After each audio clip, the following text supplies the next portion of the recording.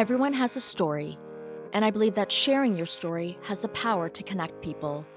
I'm a working mom, wife, and seeker, and nothing lights me up and brings me more joy than having meaningful conversations. And one of the things I love to talk about is psychedelics. In December 2021, I experienced my first psychedelic journey with psilocybin. It was one of the most profound events in my life, and it opened me up to a deeper spiritual growth and helped me to heal. And now, talking to those who've experienced the therapeutic magic of psychedelics and hearing about their personal journey has become my passion. Mindful Trip is a safe space to have conversations that demystify and destigmatize the use of plant medicines. Conversations that allow us to have deeper connections with ourselves and others. I hope that sharing these intimate, funny, and inspiring stories helps you find the answers you're looking for. A wise friend said to me, "All you can do is follow the threads and see where it takes you." So I hope you'll join me in unraveling the threads, staying open, and trusting the journey. This is Mindful Trip. Mindful Trip content and the views, thoughts, and opinions of the host, guests, and contributors is for informational purposes only and is not intended to be a substitute for professional legal advice or medical advice, diagnosis, or treatment. Consult with the medical provider or mental health care professional about your health-related questions. Mindful Trip does not encourage illegal activity, including but not limited to the illegal sale, purchase, or use of controlled substances. Hi, and thanks for joining. Today, my guest Denise Maple opens up about her emotional 12-hour journey with San Pedro and how ayahuasca helped her to heal ancestral trauma for the women in her family. Denise Maple is a holistic business coach, featured speaker, Reiki Master, and spiritual coach. Through her company, Live Life Spiritual Direction, she helps guide her clients to identify and overcome false beliefs about themselves and the world, operate from a place of authenticity, and pursue and achieve their dreams in life and business. Your support means a lot, so please subscribe, download, and share with friends and family. I'd also love to hear what resonates for you, so send me your comments. Hi, Denise. Hi, Min. Great to be here. Oh, it's so nice to see you. Thank you so much for taking the time to do this. I really appreciate it. It's my pleasure. I appreciate the opportunity to talk about this. Yeah, I'm excited to hear your stories. So let's get into it. Share with me what I need to know about you to understand what led you to begin exploring using psychedelics for therapeutic use. Sure. I mean, mostly it was curiosity and opportunity. The first time was psilocybin. I've always been curious. I've been on my spiritual journey and I thought that could be helpful. So I thought, well, why not? I'll try it. It was in an environment that I felt like people knew what they were doing and there was going to be people that were guiding and looking out for everybody. So that felt good too.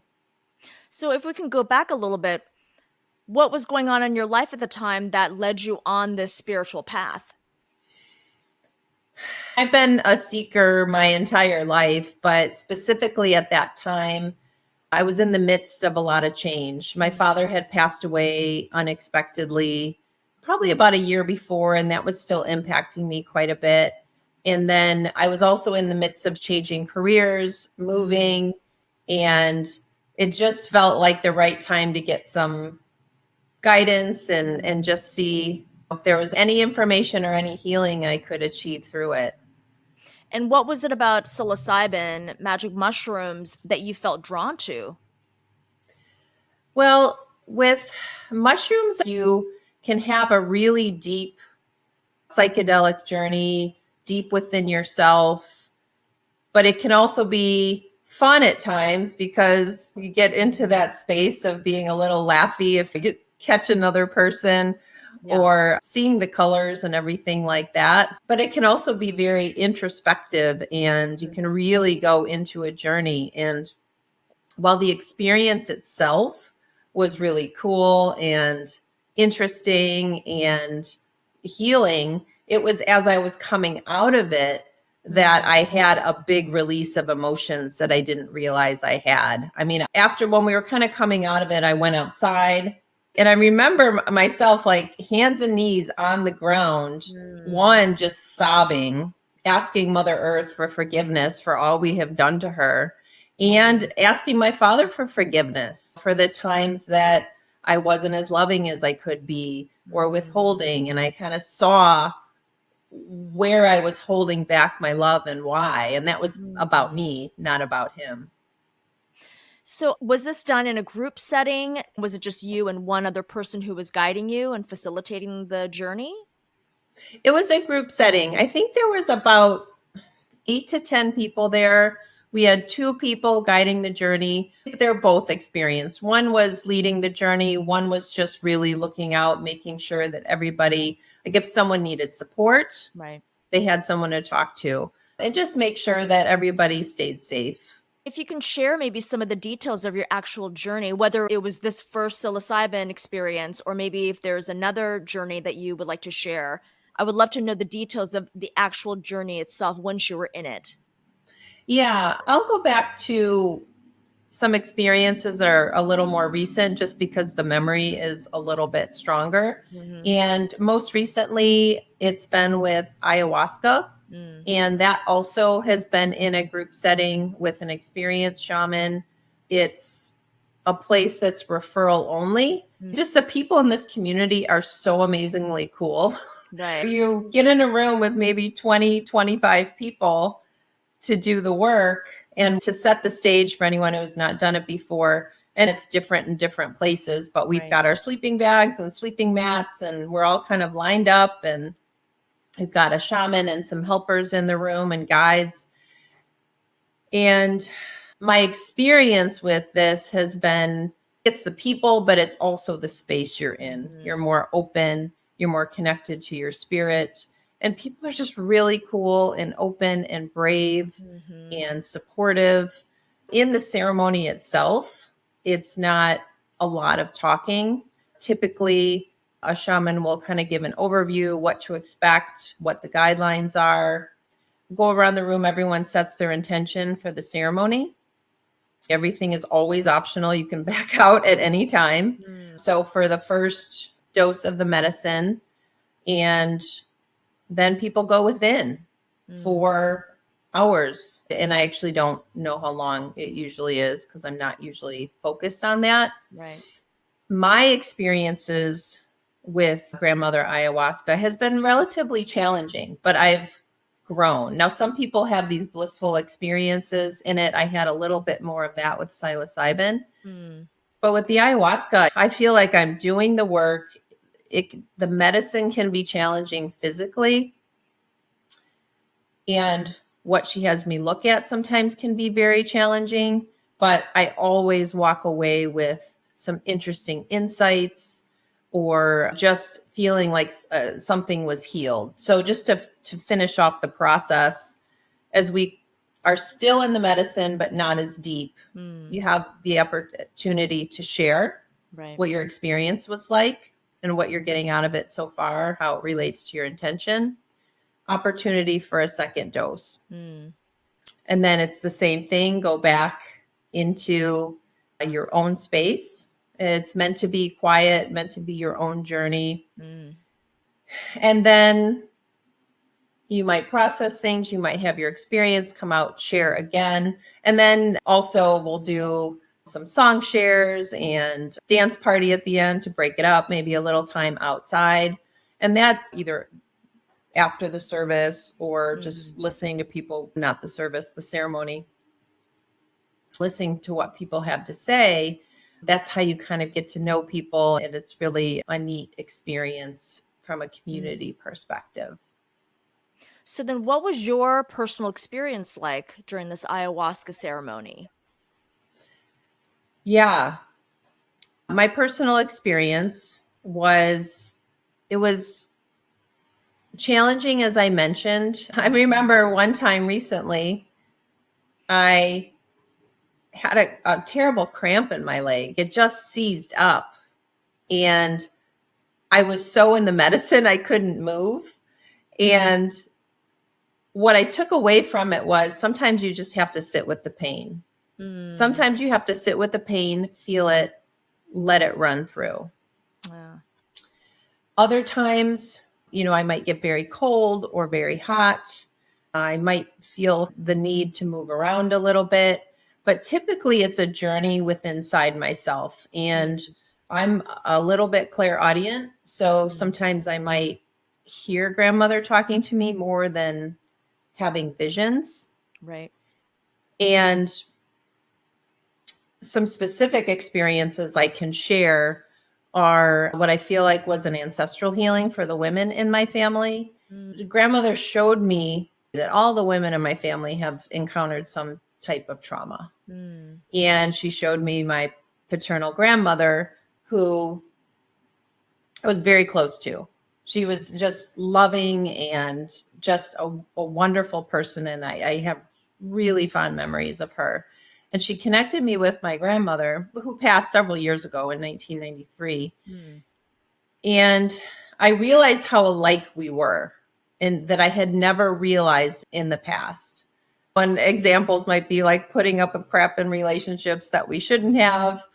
Sometimes maybe being too much of a giver and not looking after ourselves enough. The other ways too, but we were very close, and I don't even know how to explain it, but it was like grandmother took us through a journey with my grandmother. And then it turned into kind of like gathering up all the women in my family that I was close to, like my maternal grandmother, my mother, my sister, my niece. And it was like we all came together to heal in this vision, in this feeling, and to say, okay, we've all been through this stuff. Maybe we've even hurt each other, but the truth is we all love each other, and this is a cycle that we're ready to break. And it really felt like I was doing some ancestral healing for the entire family. Wow. It just felt that potent. Wow. What did it feel like for you in your body as this healing was going on? I would go from being really into the vision and not being super aware of my body to other times being uber aware of my body. So like feeling cold, maybe feeling tense, or all of a sudden I'm hot, or all of a sudden feeling like I needed to shake or move a little bit. So it goes like this. Okay. So I'm really interested in this ancestral healing because I don't know if you feel this way. I heard someone say on a podcast, and when she said it really resonated for me. She said, "I am who my ancestors have been waiting for." And so I'm curious for you, because I definitely feel this way, like in my soul, that I am meant to heal some of this generational and ancestral trauma. I'm curious if you feel that way, especially after that ayahuasca ceremony where you had your grandmother and your mother and all of these other women in your family, your lineage, come forward during the ceremony. Yeah. And I had felt that even before the ceremony. There were times in my life where I'd said, why am I the one in this family who has to do all this work? You know, but I have found when I do the work, I see different shifts within the family. I see my relationships improve. When my energy is more open and loving, that's an energetic exchange, and the other person can feel it and they can relax into it too. Maybe there's some work I'm doing is showing up as an example of how you can show up. And then other times I think it's just purely ancestral, energetic. We're doing the work for the lineage. So I very much feel that. So what else happened during this specific ayahuasca ceremony where you were healing some of that ancestral trauma? Was there anything else that came through? You said you were provided with some insights. If you feel comfortable sharing what those insights were. I'll move to a different topic because I feel like that's pretty complete, and some of it I don't even know how to put into words.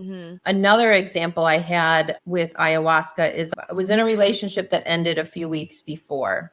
I was comfortable with it being the right move, but still recovering and still letting go. There's still a lot to unwind.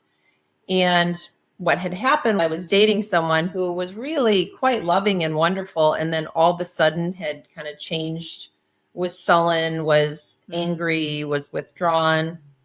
It was very confusing for me. And I realized a few things in that ceremony. So one is I just realized that my nervous system was shot from the stressful parts of that relationship. But more specifically, maybe the week before, I woke up to a voice. And this happens every once in a while for me where I'll like hear something in the middle of the night. I'm not sure if it's like my higher self or what it is, but someone's saying something and it always turns out to be true. And I heard he's bipolar. And I just said out loud by myself in my room, oh, that makes so much sense because things change so drastically. And then I went back to bed and I remembered, but I didn't really remember. And grandmother showed me that memory within the ceremony. And I said, oh, is that true? And she said, yeah. And what I had asked for as my intention in that ceremony was healing, forgiveness, understanding, and letting go. And that just helped me have so much more compassion and really say, oh, okay, I see what's happening now. Thank you for that information. It helps me heal. It helps me grow. The other interesting thing about that is this is not the first time I found myself in a relationship that started out really wonderful and changed. And there was some mental illness involved because either it wasn't well managed or it was undiagnosed or unrecognized or whatever it is. And I had to think like, well, why does this pattern keep coming up for me? So from this healing, I feel like one, I broke a cycle. I healed something karmic. Right. It also just made me wonder, like, why was that pattern there in the first place? I'm a spiritual coach, so am I meant to work with clients who have partners that struggle with mental illness or kids? Is it just something like my not good enough false beliefs that are running in the program back there? Is that just kind of coming out for another layer of healing? I still haven't figured it out, but I still recognize it as being something pretty profound. Well, did grandmother ayahuasca give you any hints at all? No, she did not cover that. And I didn't think to ask in the moment. And sometimes that's okay. Like we're meant to just look into our own intuition. And that was part of my integration process, was journaling about that and thinking through that. If I'm meant to know specifically what that pattern was for, that it will eventually become clear. I mean, how were you able to integrate after you came out of these ayahuasca ceremonies? Did you have somebody that you were working with, or was it something that you were doing alone? I've done both. I've integrated myself. I've talked through it with a friend. I've done integration coaching with the shaman. I've done it all. That particular time, I did a combination of journaling. So the shaman has a list of journaling questions to help you with the integration period and has some guidelines to make the integration period more effective and easier. Right. But I also happened to see a friend that I felt comfortable sharing the experience with and could also talk through it, and just saying it out loud is helpful as well. I want to go back to that one ayahuasca ceremony where you were healing some of the ancestral trauma. After you came out of that ceremony, what was your relationship like with your mother and with your aunts and the other women in your family who are still around? Did you feel and sense a dramatic shift after that ceremony that it reverberated towards them as well, not just to you? It's subtle because I feel like that's been happening over time. I've noticed that at least one person in my family, I don't want to give specifics for privacy reasons, but Right. one person in my family, I think I've seen her break through a cycle that probably was a long time coming and she was finally ready. If I personally had anything to do with that and that experience, I'm not Right. sure, but it is possible. And so, besides psilocybin and ayahuasca, have you done any other psychedelics or plant medicines? Yeah, one other Wachuma, also called San Pedro.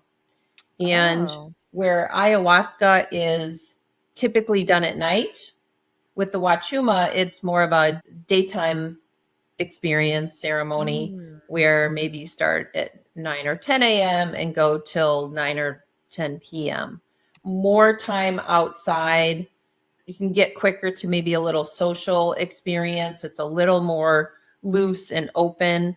My experience with that has been across the board. I had one where it was very challenged and I felt like I just couldn't get comfortable in my own skin, but there were things that needed to come out. And Right. there was more things around my father and some guilty feelings I was feeling that came out. And the shaman walked me through that and kind of listened and asked me questions to help me integrate that. But I've also had experiences where it was just a complete heart opener and I felt like, oh, this is what it feels like to not have any anger, to Mm. be in total surrender and to just love everybody. And it was Mm. just a really wonderful place to be. It's like, oh, it is possible to feel like that. And it is Mm. possible to be there. And I think not only did I feel a shift after in my own forgiveness and healing, but the experience itself was just very moving and important for me to have to know what that felt like. So, before we get into your experience, can you explain exactly, is it a plant and how do you ingest it? Is it a powder form? Is it a liquid? Is it a tea? It's a cactus and it's a tea. So, they take the portions of the cactus and they make it into a tea. Yeah, and I don't know the specifics of it. That's about my knowledge of about how it's made and where And it what does comes from. what does it taste like? None of it tastes very I good. know it's bitter. I It's know bitter. ayahuasca. Yeah. So, can you share your experience on this? What's the name again of this specific plant? Wachuma or Wachuma. it's also called San Pedro. Oh, San Pedro. So, can you explain or share what your experience was like on San Pedro? And then also, how many times have you done it? Okay. Yeah. Well, I will say with San Pedro, it's a little less likely that you're going to purge. And when I say purge, like you could purge throwing up, you could purge going to the bathroom. Mm. For some reason, I have never had a big purge in an ayahuasca ceremony or a Wachuma ceremony, although it's Mm. very, very common. And I don't know why. Hmm. With Wachuma, it's a little gentler, although you still can purge.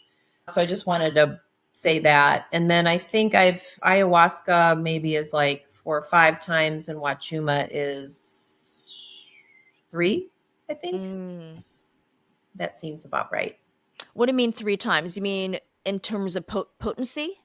No, sorry, 3 separate times that I participated. Oh, I saw ayahuasca 5 times, and with the San Pedro, you've done it 3 times. Yeah, that's my best guess. And San Pedro, the experience was very similar to coming together, Mm. understanding the guidelines, meeting everybody, hearing the intentions, and then 2 doses, Mm. probably with similar timelines. So, what was your experience like when you were in it, when the plant medicine got into your system? It starts off really subtle. And I will tell you the first few times I did both, not at the same time, I felt like I could have gone deeper. And speaking with the shaman, I didn't know if I was holding back or I just needed more. So we wanted to wait a little bit. Then I upped my dosage for both. And I did have a deeper experience for both. It also could be a bit more challenging. Mm. It was a bit more challenging for me. Like at the end, normally I would be psyched about the dance party and be like, yeah, woo, let's go. But when I went for the higher dosage, I didn't have it in me other than to kind of chair dance or dance on the floor, because it had me, which I think I needed, because my brain was often just working, and it was almost like I needed that much to just like keep me down and focused in a way. So, what were the challenging parts of that experience with San Pedro? I would say the only really challenging time I remember is the one time I couldn't get comfortable. I was too hot. I was too cold. I felt like I couldn't relax into the space. And the shaman came over to check on me, and I just shared that. And she said, would you feel safer inside? Because we were outside at that point. And for some reason, I just felt safer between four walls. And I was able to finally calm down a little bit and really go into what I was meant to see there. One time it was what I mentioned with my father. Another time was just someone that I really needed to forgive and I was really angry with at the time. And it just really helped bring the forgiveness around and help me not be so attached to my ego and be more like the idea of wanting a loving relationship with this person became more to the forefront instead of in the background. And were there any messages that were coming through to you or any downloads that you were getting? Yeah. And to be honest, like sometimes it's hard to remember without going back to my journal, because even when I'm journaling, I'm so in the medicine, and then I've done it so many times that sometimes it's hard because it all kind of comes together. Right. But in general, I do get messages, and sometimes the healing with Wachuma might come from dialogue with someone else. So I'll give you an example of how we were helpful to each other. So in the Wachuma, as we come out, and it's okay to be a little more social, but we're still very much in the medicine. I had a conversation with someone who had a lot of trauma and had lost a family member and was very much traumatized by it. And I was able to just witness and listen and reflect back and just be a space of openness. And so the healing was for him that he shared later was there was someone witnessing his pain and allowing him to release it. He, at some point during our conversation, had said, and I know this is going to sound like nothing, but for some reason it meant a lot in that space. He said, "You are a good woman." And for some reason I started crying. Because clearly there was like a part of me who didn't believe that. Yeah. Oh, wow. It must have been so emotional for you to even just hear those words. But you and this person were meant to be in that ceremony at that moment in time. Yeah. Right. I really believe that. I mean, everyone has said that in terms of if you end up doing a ceremony, it doesn't matter which psychedelic or which plant medicine you choose, is that you will soon find out why those specific people are there at the exact same time in the day that you are as well. And for you, obviously, it was meant for you to help him heal, but also for him to pass on that message because it resonated so deeply for you. It really did. It really did. Oh, I just thought of another kind of cool experience that happened during Wachuma, if you want me to share it. I would love to. But before you do that, I actually want to ask you, where do you think that stems from, where you feel like you're not a good woman or a good person? Because you got so emotional just telling me that story. Yeah, I think part of it was the ancestral stuff. I've done some work with an emotion code practitioner who kind of pulls out emotions, looks at them, help you release them. And one thing that came up recently in an emotion code session was that I had some ancestral stuff from my grandfather that felt like worthlessness. So I think I understand where that comes from. My grandfather had a difficult childhood. So I think part of it is ancestral. Part of it is just the messages I picked up growing up. Like if I got in trouble for something or wasn't meeting expectations, I really internalized that. In my house, we got attention for good grades and doing Mm, well in sports, and it's not my parents' fault. They did the best that they could, but yeah, I internalized a lot of the critiques of how I was doing things or how I was presenting myself into, right. well, like clearly I'm not cutting it and clearly something Mm. is wrong with me. So I don't know that that was conscious until I really started exploring that. It's so painful, right? Those childhood indoctrination of the good girl, good boy, striving for perfection, which nobody can ever achieve. But you think that's the way to receive attention and love, not only from your parents, just from other people.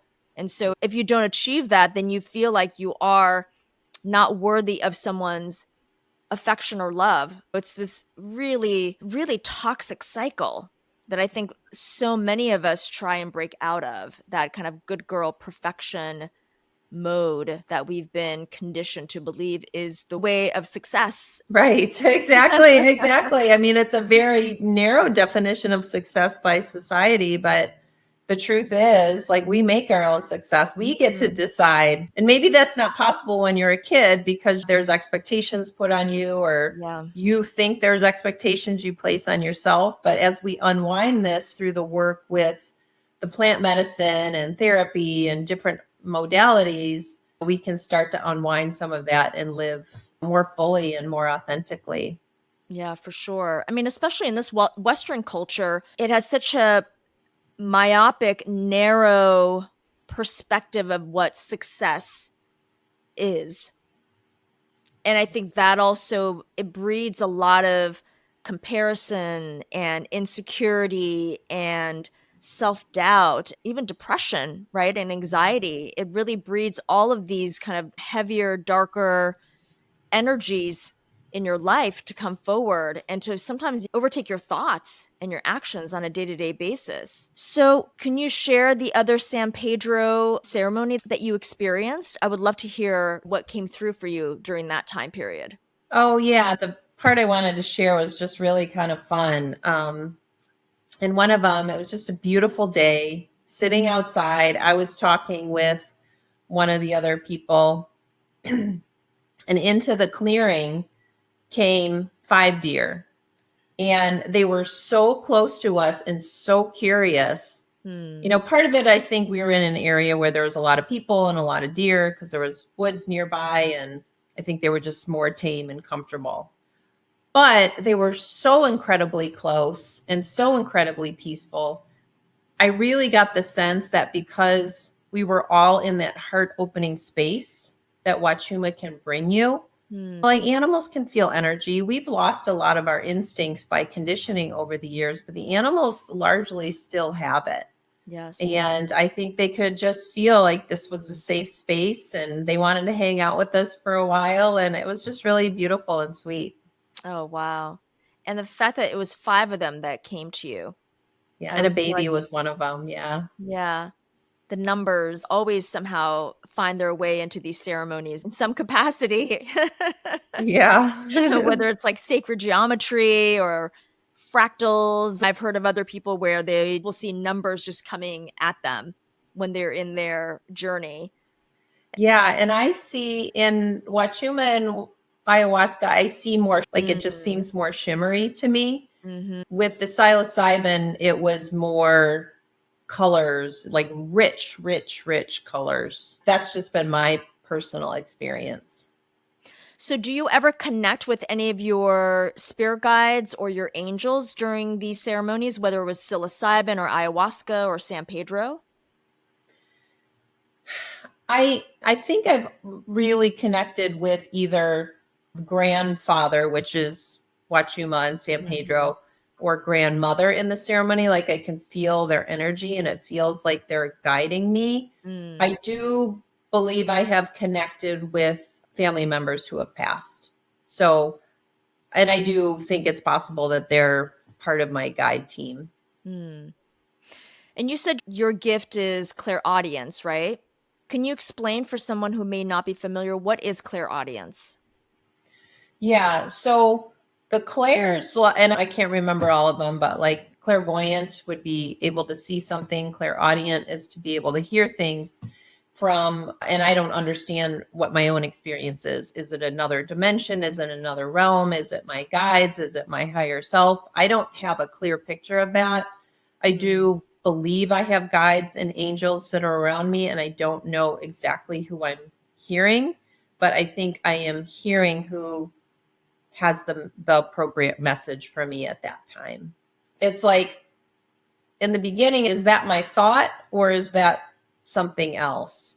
And right. I'm starting to be able to discern it a little better. And even when I can't, I'm just trusting my own intuition more, because if I'm hearing something that I feel in my body is truth, right, then I can trust it.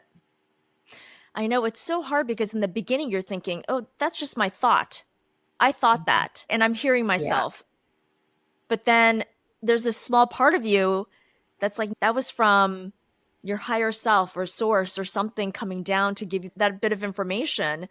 Yeah. And sometimes it is hard to trust it because you're like, wait a minute. Because there's also the confirmation bias where you're like, well, that was kind of what I was thinking about. And then now it's coming through.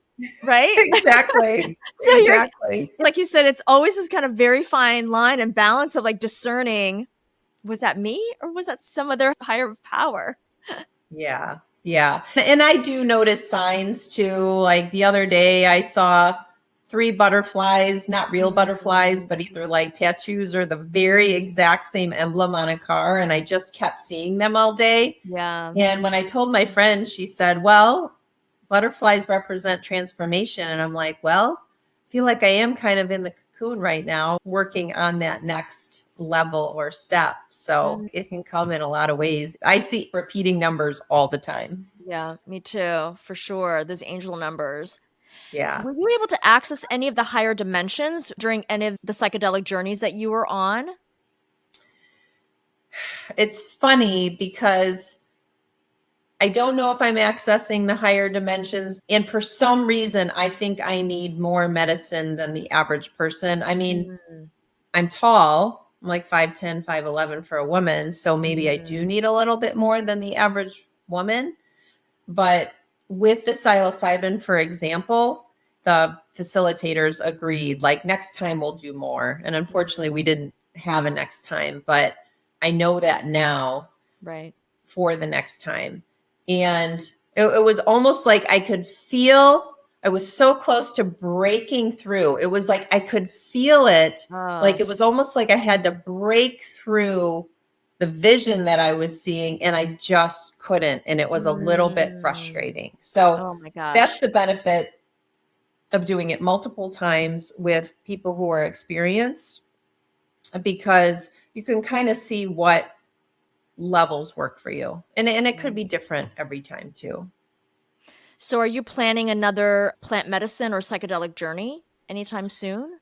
I don't have anything expressly planned, but I'm always looking at the opportunities for when they arise. I'm pretty busy with work right now, and my last journey was in August, and I like to give some time in between for integration and to have a very clear intention. I would be surprised if I didn't do another journey by the end of the year, though, whether it's psilocybin or whatever it is. I'm not sure what it's going to be yet. So for you, how has your life changed having done all of these different plant medicine / psychedelic journeys? My life is evolving in a way that feels really good. I've been a seeker my entire life. I became a spiritual practitioner and coach in 2018. I think I had my first journey in 2019. And since then, I've been through a lot of change. I've moved 3 times. I've had some career changes. I've started a business, and now I'm starting a second business. But what the journey has been about is finding the right role for me to serve and to serve with my gifts and still be able to support myself. And it's also been about just embracing more freedom and authenticity for myself. So where I used to work in banking, which, was a really good career, I got a lot out of it. I'm grateful for it, but I'm not built anymore to work from 8 to 5 every day in an Right. office. I now have flexibility where I might be teaching and working with students, and then I'm working with clients and on my business over here. Tuesdays and Thursdays, I go to yoga at 10 a.m., every week. Like, I protect that time. Yeah. I'm developing a level of freedom that feels really good. And I think plant medicine is such an integral part to my healing journey. It's not the only thing I'm doing, but I think it just amplifies the work I'm doing around just feeling more love, freedom, and authenticity in my life. How was that transition for you going from a corporate work environment into a more spiritual based career path and life path? In some ways, it's very different, right? Like financial services, teaching finance, those are all very different worlds than the spiritual world. Right. I've a couple degrees in finance, but I also have a degree in organization behavior. And recently I was thinking about switching, if I could switch over to teach organization behavior from finance, just because that's where my interest is moving. And I've been doing this for a while. I don't know if it's going to happen, but it's an idea, kind of like moving myself out of environments that are heavily male dominated, which I've learned to operate in. I like working with men and women, but that not good enough program that was running in my head, being one of the few women that was in what I do and what I did, I've been socialized differently. Like, feminine qualities aren't valued as much in corporate America and academia. So, one, I've become much more comfortable with myself and what my gifts are and sharing them in those circles with my students in the classroom, getting more involved in things within the university that I feel are important. I teach my students about meditation and stress management. I at least have a little piece of it. So it's like the worlds are melding a little bit. I also do holistic business coaching because I have all of this business experience, and I teach it from a standpoint of mindset and action. So what you do in the world matters for your business, but your mindset and your false beliefs hold you back. And how can we uncover and heal those so you can move forward? So long story short is the worlds are starting to meld, and I'm allowing myself to have more authenticity in my career, which then lends that freedom in my life. Well, that collective consciousness is definitely happening. I feel the energetic shift, I feel like, has been happening for the past few years. I feel like, especially this year, things have just accelerated. I know time is relative, but it's just moving so quickly. It is. So quickly. And I'm hearing about more and more people coming out of the psychedelic closet, the spiritual closet, a combination of both, which I think is really helpful, because I think then people will start to feel more comfortable having these open conversations about their spiritual path, and also if psychedelics or plant medicines have played a role in it in some capacity, rather than pretending that none of it exists and that you only talk about it with two of your friends who potentially can understand what you're going through. Yeah. Yeah. And it is really encouraging that they're picking up those studies again around psychedelics and healing and mental healing. I wanted to ask you, do you have some final thoughts for anybody who may be curious or contemplating exploring using psychedelics for their own healing and spiritual journeys? Yeah. Before I do it, it's important to me to feel healthy and strong. I was just listening to a plant medicine facilitator who's being interviewed this week, and he had mentioned that it is toxic to your body to a certain extent, right? It's a shock to the body. You might be purging it. It might cause some bodily sensations. You might be very tired. If there's a dieta with ayahuasca, so avoiding salt, clean eating, you really benefit and have a deeper experience and an easier recovery when you follow the guidelines that are given, like staying away from all of these things for a period of time. The truth is, you don't need all of these things that you're giving up.